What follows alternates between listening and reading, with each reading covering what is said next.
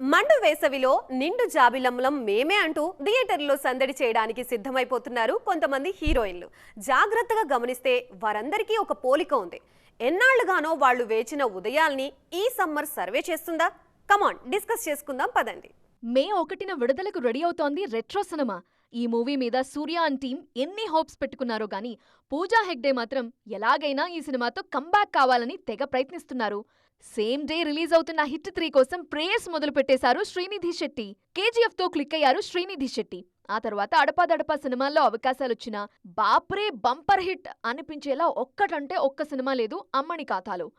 అందుకే హిట్ 3 మీద హోప్స్ పెట్టుకున్నారు. మే కోసం పూజా అండ్ శ్రీనిధి మాత్రమే కాదు, నిధి అగర్వాల్ కూడా ఊపిరి బిగబట్టి వెయిట్ చేస్తున్నారు. నిధి అగర్వాల్ నటించిన సినిమా హరిహర వీరమల్లు. పవర్ స్టార్ పవన్ కళ్యాణ్ తో జోడీ కట్టారు ఈ బ్యూటీ.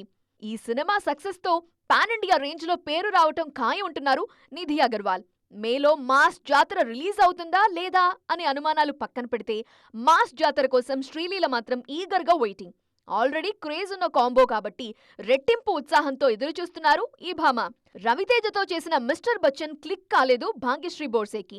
ప్రీ రిలీజ్ టైంలో తెగ పాపులర్ అయిన ఈ బ్యూటీ ఇప్పుడు మాత్రం ఫోకస్ మొత్తం కింగ్డమ్ మీదకు షిఫ్ట్ చేశారు.